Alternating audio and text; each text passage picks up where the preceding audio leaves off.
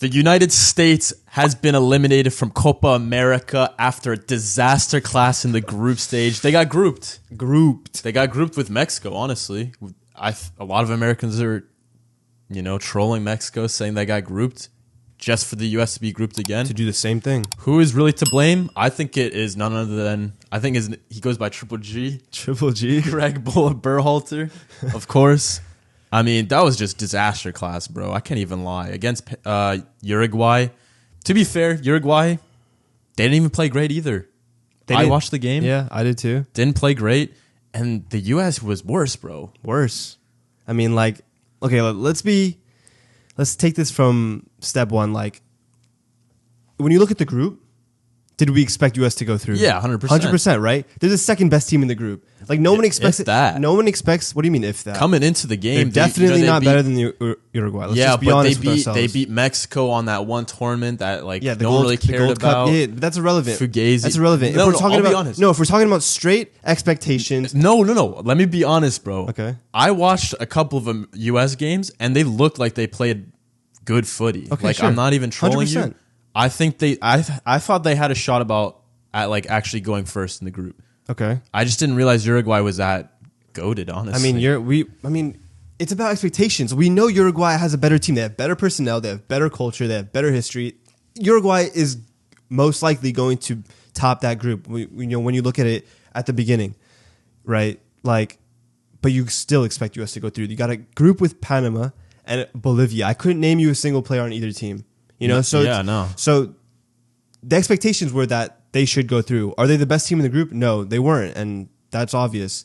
Uruguay goes into that game already through, so they don't need to draw. They don't need any points from that game. They're going out there to play their final game, and they still couldn't get the job done, bro. They couldn't get the job done. It's horrendous. I think it's horrendous, especially because it's Panama and Bolivia. They blew it, though. They blew it. If you are playing the best team in the group in the last match day, you already know before the tournament starts that you have to get the business done in the first two games. That's not Tim Weah. Tim Weah has to know before he punches that player against Panama that they're going to play Uruguay in the next game. Yeah. And that there's no mistakes in a group stage in an international tournament. There's 3 games. There's no room for mistakes. So that's one thing, right? There's just a culture. There's a culture in U.S. footy. No, it is. It's a losing culture, and that showed in that game against Uruguay. It was so clear when U.S. were trying to get a goal. It was such a physical game. First of all, Uruguay made it very difficult for the U.S. to play. It was physical. I mean, that's expected. Copa America is that style of footy anyway. Mm-hmm. And when Bolivia scored to tie up that game against Panama, the entire stadium was cheering. You had fans looking at their phones. Camera was panning to the fans, looking at the scores, telling their neighbors, "Yo, look, it's 1-1. We're going through now." And then you got Berhalter telling the whole team, "Yo, it's 1-1. It's 1-1." Yeah, that's crazy. It's I've never in my entire life. I've been watching footy my entire life. I've never seen that, bro. I've never seen something like that. I've never seen a coach, a manager, make such a big deal out of the score of another game. No, it is crazy. And telling the players visually it's 1-1. Usually, obviously the players care about the score of the other game, no doubt. But they usually figure that out by the fans cheering. They usually figure that out maybe by their teammates, someone on the bench or something. But from their manager, while they're about to go defend a set piece against the best team in the group, it's embarrassing. It's a losing culture. It's bad mentality. You have to get the job done yourself. You have to go into the game and make sure you get 3 points. Fuck everything that Bolivia is about to do or Panama is about to do, bro. Get the job done. And the fact that Berhalter himself was completely distracted by the scoreline, I'm not surprised the U.S. capitulated. I'm not surprised this team constantly fails. No, I mean, yeah, you're right. To be honest, the players aren't really to blame, I don't think. Maybe they are, actually. No, two things. Partly. I have 2 things about that.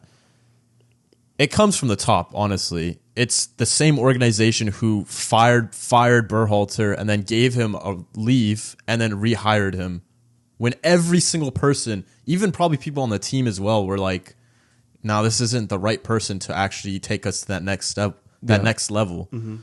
And like we all know it's all about politics, especially in the US. Like there's definitely some sort of politics in the decision making with Gregg Berhalter. Yeah. He was probably a yes man. He probably was saying a lot of nice things that people wanted to hear. But at the end of the day, he's just another Gareth Southgate.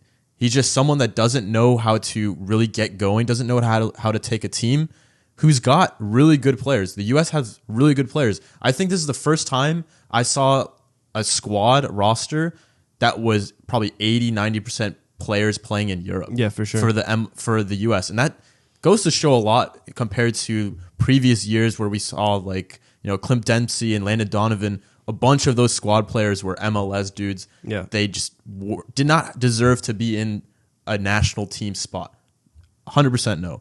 On second hand, there's a lot of talk about the players kind of being relaxed and nonchalant and kind of being like okay and comfortable with Gregg Berhalter at the wheel because he was a good guy. A lot of people are saying he's a good dude. We kind of like and respect him. But at the end of the day, if you want to win, you got to show out for the team you're playing with. Like I think a lot of people probably hate Mourinho, but at the end of the day, they get stuff done because they know what to do.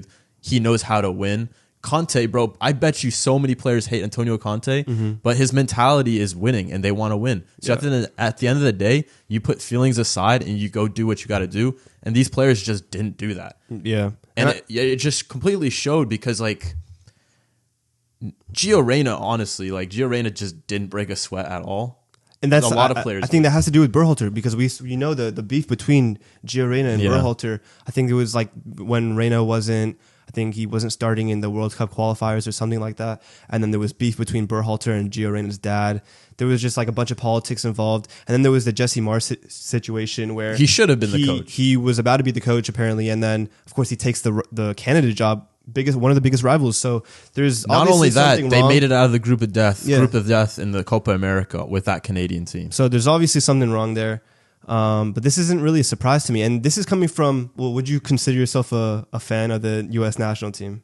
Nah, not really. Yeah. To be honest, not really. Yeah. But it's interesting to see like the development of U.S. soccer, especially because we live here. Yeah, so. we live here, but this is coming from two people who are unbiased because we don't consider ourselves fans of the national team. So it's just like, that's the culture. But like, what's next? What's next for U.S. footy? Because they got the players, bro. They got the players, and there's only 2 years until they host the World Cup. It's true. So, within these 2 years, something's got to change because you cannot go into the World Cup that you're about to host, and it'll be the first time since ages, I don't know, 80s, I think, or something like that. So, and it won't happen again for a very long time. So this is a big opportunity for U.S. footy to grow the game in the country, to just make it a big deal. And, if they perform like that in the World Cup, it's just a lost opportunity. No, 100%. And I think it goes way deeper than just 2 years and then just fixing the coaching solution. But we know that's just never going to happen. We know the structure of the youth system, the leagues that kind of just being dysregulated in a sense that's never going to really change in the next 2 years. That's like a decade-long project, of course. But in terms of the coaching decision, you have to sack him. That's easily simple as that. If you want to have a winning project, you can't have incompetent managers. But at the same time, you have to be very diligent this time around hiring a coach because you had Jesse Marsch. I like Jesse Marsch. I think he did a decent enough job at Leeds. He had the Leipzig coach. Was it Leipzig? No, it was the Austrian Salzburg coaching position. He did a good job at Salzburg. He did an okay job at Leeds. I thought he could have been the right choice, but now, obviously we know that's gone. We don't want another, college soccer coach coming in. Like, I don't think that's the right direction either. Yeah. It's going to be tough. I think, they should just go for someone foreign, I think.